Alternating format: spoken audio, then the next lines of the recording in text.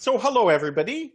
I'm Roland Kuhn from the National Research Council of Canada, NRC for short, and I'm here to talk to you about the NRC's Indigenous Languages Technology Project, and we've added the subtitle, an empowerment approach, and I'm very close to explaining that near the beginning of the presentation. So the federal budget of March 2017 set aside $6 million for the NRC to assist language communities in stabilizing, revitalizing, and reclaiming Indigenous languages by providing expertise on digital language technologies.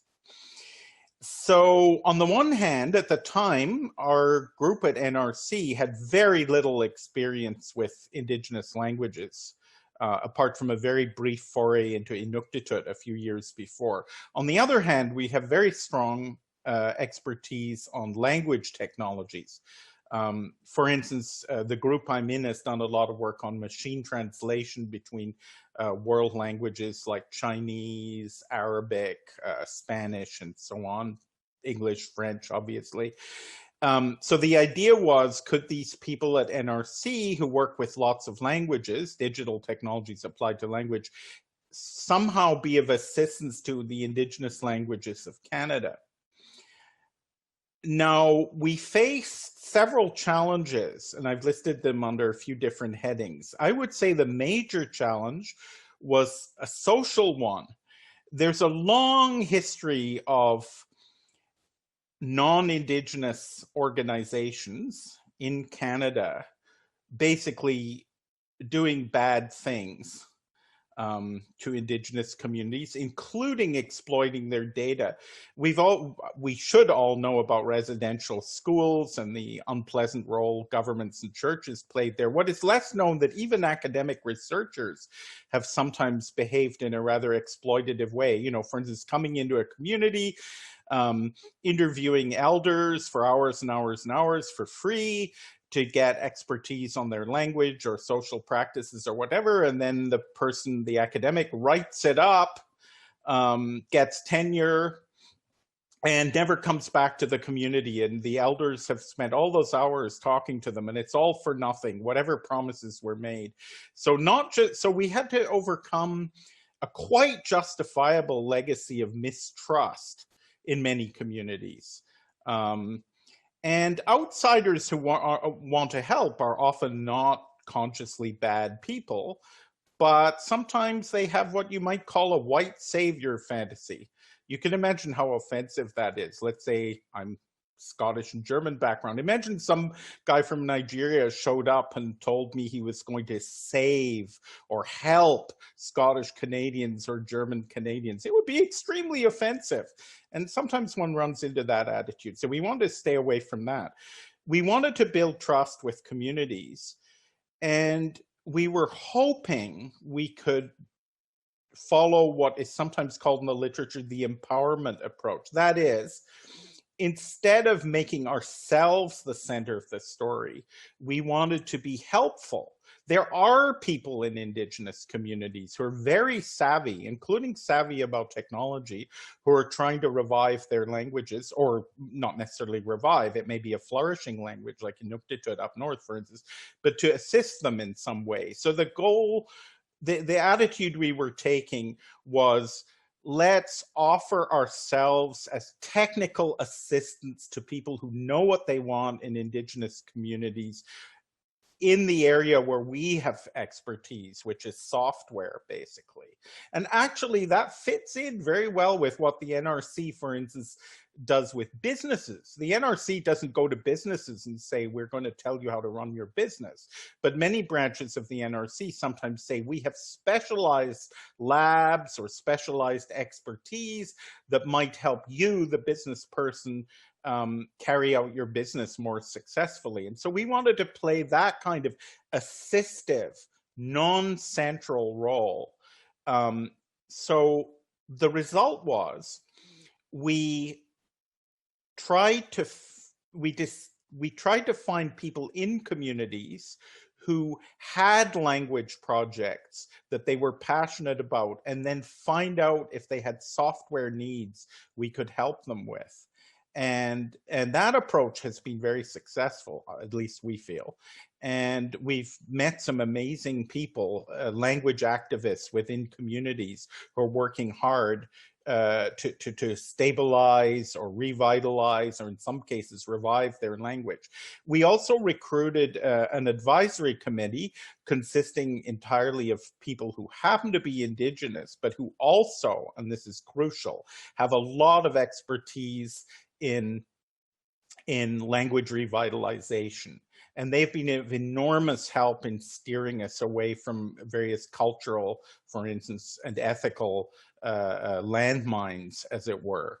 So we've positioned ourselves as respectful assistants to efforts being carried out within communities to help Indigenous languages. Now, there is a downside to this, and you'll realize this if you pay attention to what's coming up in the presentation. We ended up working on a whole bunch of different technologies because we weren't imposing our ideas about what technologies communities should have. We listened to people in different communities. What would help you and your language? So that's the downside. We ended up working on a lot of diverse projects, as you'll see, but the upside was that we've ended up working closely with some amazing people within communities who are working hard to help their ancestral languages. Now, let's get to the less sociological part. There are strong linguistic challenges. Although, as you'll see in a moment, the Indigenous languages of Canada fall into several completely unrelated language families, a lot of them are what is called polysynthetic. That basically means verbs are very complicated, much more than in any European language. In many of these languages, much of the information is packed into the verb. Those of us who, let's say, have studied Anglophones who've studied French or Francophones who've studied English, conjugating verbs can be a pain. You have no idea until you've encountered Mohawk or Inuktut how complicated verbs can get. And in many of these languages, in the polysynthetic languages, most of the information in a sentence is packed into the verbs. So it's quite different from English or French or German or any of the West European languages. Most of these languages are polysynthetic. There's a couple other things, dialect continua. A lot of these languages don't have a standard variety. They sort of vary along a continuum. Typically, two communities next to each other can understand each other. But for instance, with Cree, somebody speaking East Cree might not understand the most westernmost Cree speakers, even though that it's really the same language. So there's often no standard version of the language. And demography. In a lot of communities, not all, the main fluent speakers are old, elderly people who may be uncomfortable with technology. Then there are software challenges. If we're going to do if we have a small team, if we're going to build software to serve language goals, ideally the software shouldn't just be for one language or one dialect of one language. It should be software that's scalable across languages and dialects. Obviously, software is not an end in itself. It's not going to solve, software is not central to reviving languages. It can be helpful, but it shouldn't be the be all and the end all. And finally, we very much need to avoid proprietary software and proprietary data formats. We don't want to move towards a process where communities are dependent on one supplier. Okay. I won't go through the language families of Canada as they were when the first Europeans arrived, but all you really need to know is there's roughly 10 different families, and within those families, the languages are related. Between families, there's no similarity whatsoever. The Algonquian languages are different, say, from the Athapascan languages or the Iroquoian languages, as Chinese is from Hungarian and Arabic. There may be some shared words. Most of them are polysynthetic, but they are very, very different from each other, these 10 or so language families. This is what the actual map of speakers looks like right now. I'm not going to go through it. It's too complicated. What is perhaps helpful is this 2016 census figure from StatsCan. It has limitations. I mean, there are experts who tell me some aspects of it are incorrect, but basically a key feature of Indigenous languages of Canada is the number of speakers is very variable. The varieties of Cree, that's the biggest bubble there. In 2016, there were roughly 70,000 people were tallied as being fluent speakers of Cree. The next biggest is various Inuit languages, Inuktut, with about 40,000 speakers, probably slightly more now.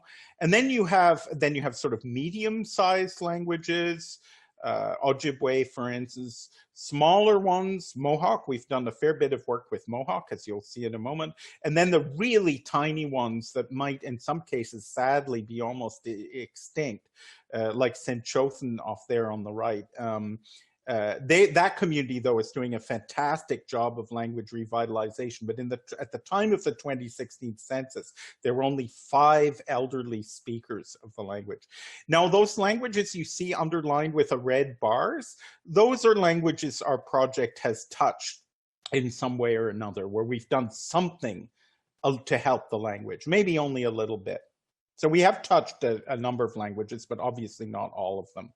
There's a whole bunch. Recent history of Indigenous languages in Canada. Now, I'm not going to go through the sad story of residential schools. I think most of you know about it, or you should know about it. But one aspect of the horrible residential school system was they were trying to eradicate government institutions, working mainly through churches, were trying to eradicate Indigenous cultures and languages. So, of course, this had a terrible effect on languages. In some communities, the only fluent speakers are kids who, for instance, were kept at home because they had TB or something, or they were hiding in the woods, and they managed to avoid getting schlepped off to a residential school by the police. So obviously residential schools had a very bad effect on the languages. In some cases, only elderly speakers who managed to avoid the schools or who somehow survived them are still fluent speakers of the language.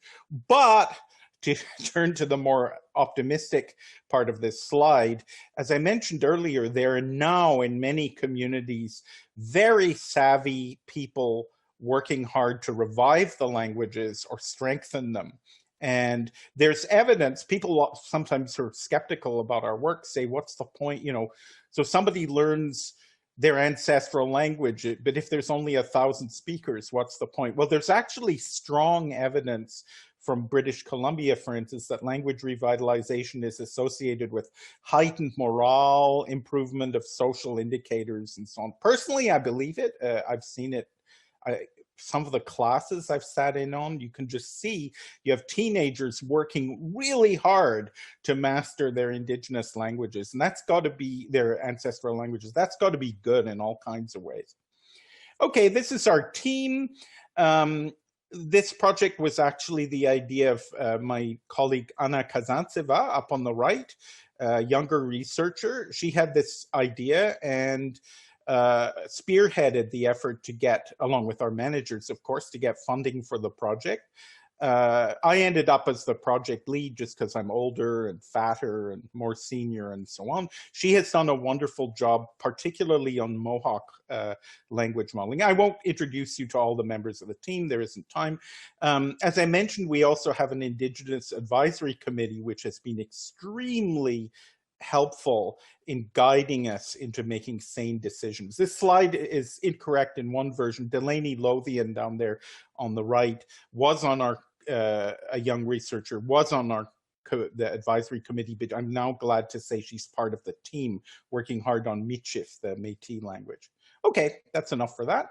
All right, what was the structure of the project? There was an inner ring of sub-projects that we carried out at NRC, and then also an outer ring of sub-projects that were run by external organizations, most of which were Indigenous. I only have time to talk about the inner ring, the stuff we were doing at NRC itself, which is a pity because some of the outer ring projects are fantastic, run within managed totally within communities. And one external sub-project at the Centre de Recherche Informatique de Montréal. So this is what I'm going to talk about. I'm going to talk about inner ring sub-projects, those that went on at NRC, something called Readalong Studio for audiobooks, which took, I would say, a medium level of effort. Predictive Text for mobile devices, that was a fairly light effort, it's ongoing. With the Wordweaver tool for verb conjugation for polysynthetic languages. We've invested a lot in that, and it's a real intellectual challenge and very interesting. And finally, office tools for Inuktut the Inuktut languages, the Inuit languages, which is also a fairly heavy effort. And then finally, I'll talk briefly about how some useful speech technology for Indigenous languages was developed by our partner at CRIM, Centre de Recherche Informatique de Montréal, and they've done a lot of really good hard work. Right, read-alongs. So we have a bunch of collaborators, and these are being rolled, the outcome of this, which is books, audio books of us with a certain capability, are being rolled out in a whole bunch of different communities. Kitigan Gibi Zibi, which is an Algonquin speaking community near us, Atikamek up in northern Quebec, and so on and so forth. So Mohawk, Centrosome, anyway. So what is this Readalong Studio stuff? It turns out a lot of educators, teachers of Indigenous languages within communities have audio books, and they have audio and text, but the two aren't aligned. So if you're learning the language, or perhaps you speak a little bit of it, your grandparents speak it, your parents don't speak it perhaps because they went to residential schools, you're trying to become familiar with your ancestral language. And your teacher has a book with text on the screen, and there's a voice reading out the story, but you'd like to slow it down, listen to the pronunciations of words. And basically all we've done is create a tool whereby the text is aligned with the audio. So as the, say, story is being told, the word being spoken is highlighted on the screen. And if you want to hear that word again, you just click on the text and you can hear it, and you can slow it down if you're working on your pronunciation, for instance. And so all we've really done is provide a toolkit for aligning individual words in a text in an Indigenous language with a spoken version of that in an audiobook. But it turns out tons of communities have exactly this situation, audiobooks with text and speech, but not aligned. And they love this technology, the educators, and the students love it too. So this is something I would characterize as a low-hanging fruit. It turns out technically it's relatively easy to do. And it's really useful for Indigenous educators. And so far, I would say this is the most used and most widely used piece of software our project has generated. There's an example of a story on the right hand of the screen, and you can imagine the story being told. And as it's being told, our software has set things up so that the current word being spoken is highlighted. So that's read-alongs. And as I say, they're being integrated. There's a lot of interest in this tool. Some communities in Quebec are already converting learning materials into this format. We've just learned that Kitigan Zibi is integrating some of these aligned books into their autumn 2020 curriculum. We're hoping to improve the user interface. And I don't have time to go into the details of that, but there are improvements to be made. But this one is already very useful to Indigenous educators. Next one, predictive text. A lot of the people we talked to told us that young people in their communities were frustrated that they had word extension capabilities for English and French on their mobile devices, but not in their own language. And so we've created a simple package where you can set things up if you have a word along a vocabulary list to do some word completion on mobile devices in various Indigenous languages. So basically, we've set it up so that people make a spreadsheet of the words of their language, add some counts, like is it a frequent word or an infrequent word, to make the word completion smarter. And then the system will fill it in. And the community that's already using this is the Centrosome community, and their young users particularly love it. The one problem with it is it may tend to enforce a standard of spelling, which can be controversial if you have different dialects. Okay, now this one, Wordweaver.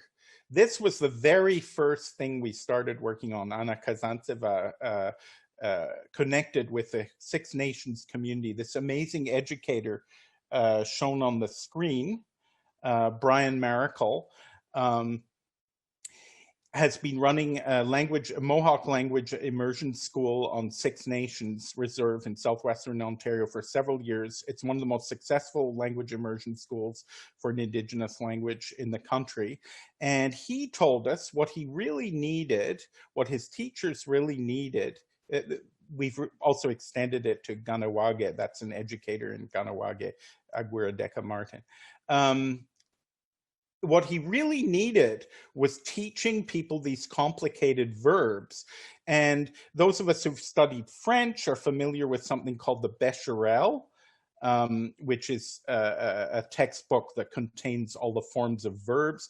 A Becherel for, let's say, the 600 most common Mohawk verbs would have to be 22 stories high, because the verbs have so many different inflections and variations and so on. So obviously you can't print a textbook, but you can implement something in software. Prior to our work, students would often make verb wheels like the one shown on the right to help them understand verbs. So we basically turned those verb wheels into software.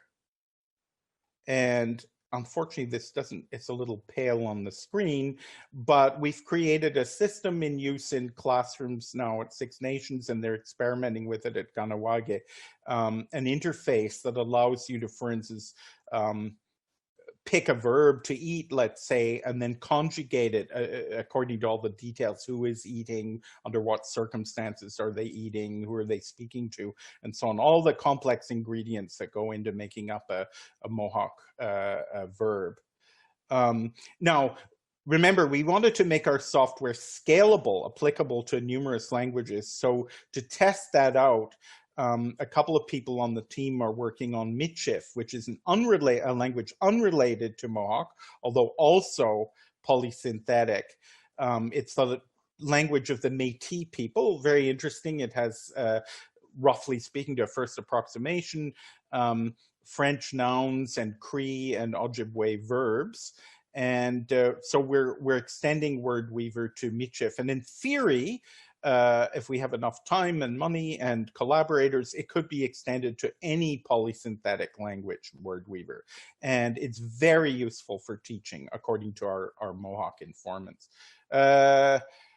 Yeah, so it's serverless, so people can download the tool onto their computer and just run it locally.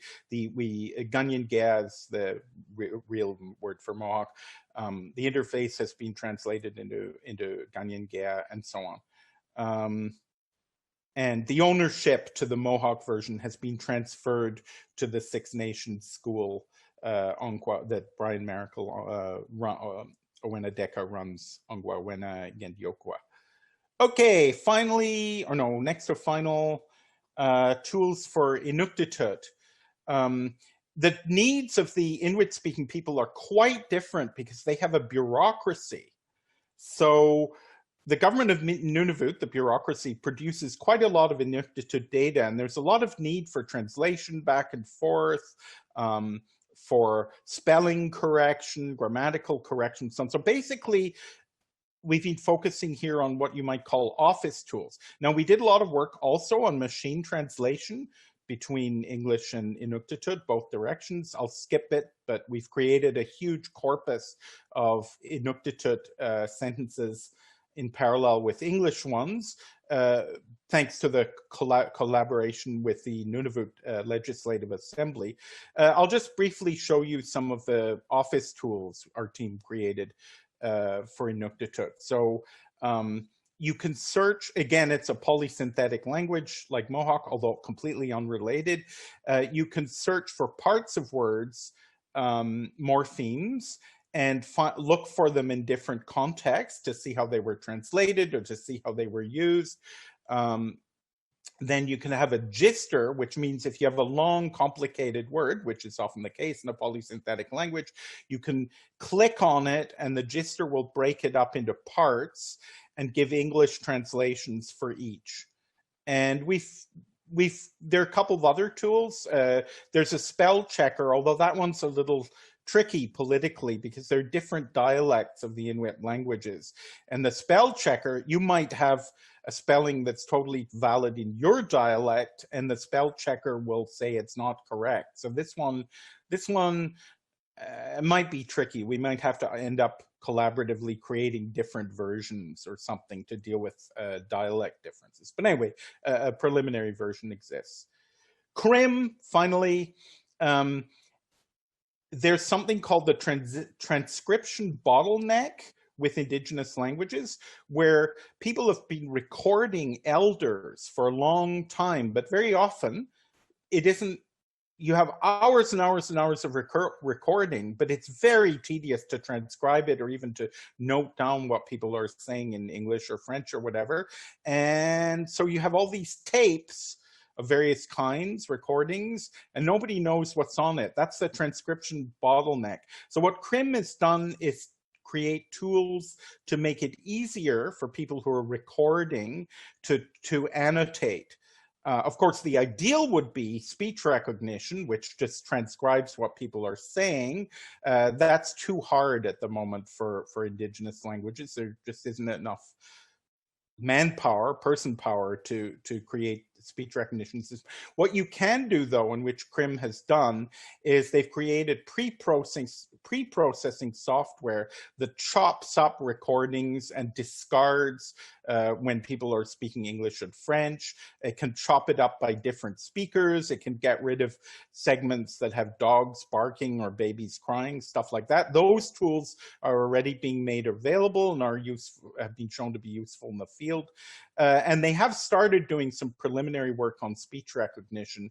And it turns out they can build good speaker-dependent systems, which means a speech recognition system that works for one person. Now, that sounds useless, but in the context of language revitalization, where you might have, say, 75 hours of speech from one elder, you could, in theory, they haven't done this yet, transcribe 1 hour of speech from a particular elder and then train a system that will do a pretty good job of recognizing the other 74 hours of transcribing them. So CRIM has made a good start and they're continuing this work. So we've looked at Readalong Studio, Predictive Text, Wordweaver, Verb conjugation, office tools for Inuktitut, and speech technology. Our priorities are to apply these tools to new languages, to make our software more user-friendly. We do not want communities to depend on NRC expertise long-term rather. We want them to be self-sufficient.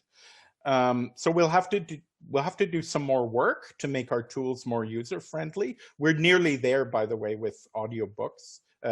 With read-along books. Several communities have asked for speech synthesis, so we're going to be working on that. Finally, our biggest priority is to get our funding renewed, and that's still a bit uncertain. We do feel the citizens of Canada got their money's worth from the original $6 million.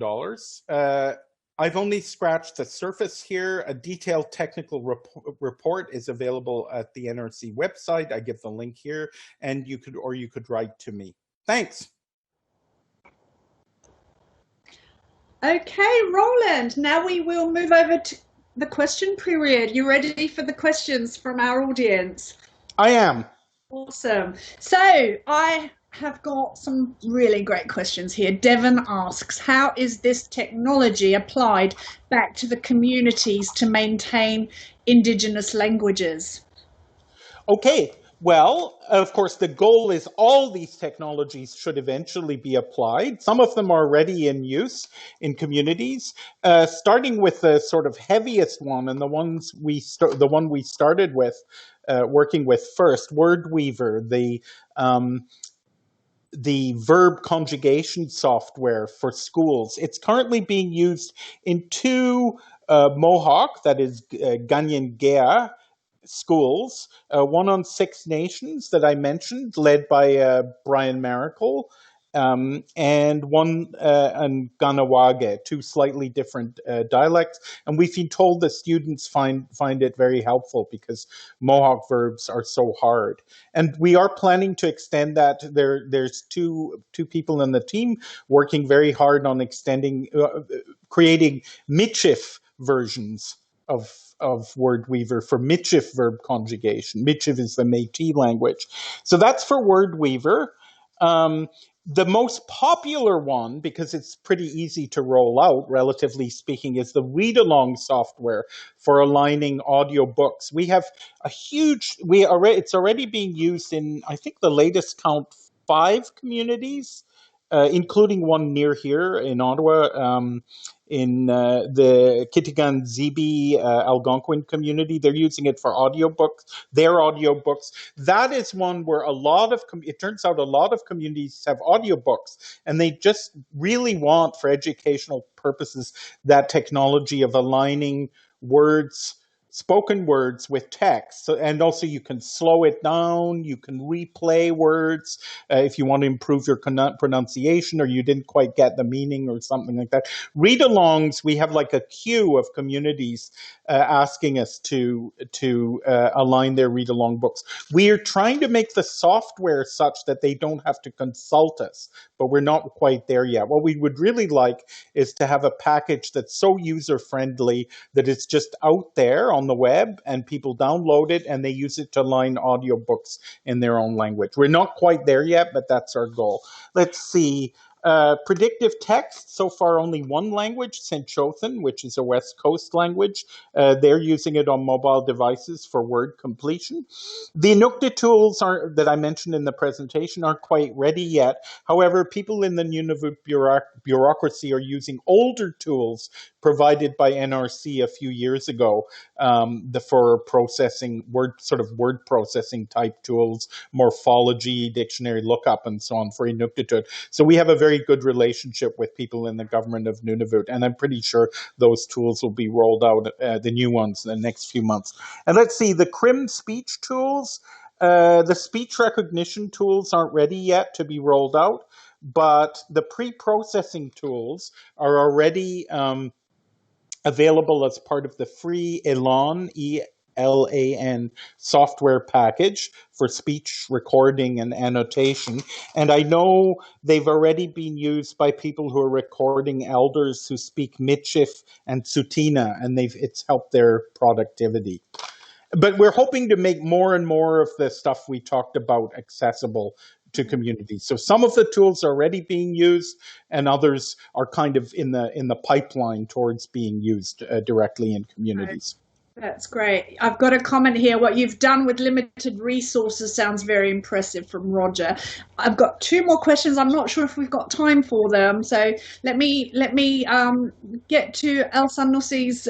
Do the Indigenous community have access to the source code for the software they use from NRC? Yes. They do it, with one exception. The CRIM tools, there's access for everybody to the free services, but not to the code. And that's because the code belongs to CRIM, and it's like very complicated speech recognition code that is years old and is proprietary to CRIM. But apart from that, yes, all the software is available. And furthermore, even more important to communities, there's a long history of, I'm sorry to say, linguists often just keeping data collected in the community. We've made it absolutely a very firm policy. We don't keep any of the data. It all belongs to the community. And they can keep the data private if they want to. It's, we might have built some software tools on top of their data, but we don't keep the data, and the data belongs to the community, and they decide what to do with it. Thanks, Roland. Okay, let's try and squeeze in Bethany's question. I know we're all going to go on a break after this, but here we go. I think we've got a minute for this. How are these amazing programs being offered, and how are they marketed to make these communities aware that, one, they exist, two, how they work and the benefits, and three, how can they access and implement them? Did you get all of that? Yeah, I'm not sure I can answer all of it. The real answer is that in each community we work with, we've connected with a small number of people who are passionate about language revitalization, and they work closely with us and make their community aware of the tools and what they're available. We are starting a new program in this fall we're calling Quilts, where we're kind of organizing workshops to make diverse communities aware of the tools. But in this first 3 years of the project, I would say within each community, we were working with a core group of collaborators who were deeply embedded in their community and who became deeply aware of the nature of the tools. But we didn't try to roll things out because, frankly, the tools weren't ready yet. So, Roland, there are a couple more questions. I know we've run out of time regarding things that are in the pipeline for the future. And if there's anyone who wants to reach out and continue this conversation with you, what can they do?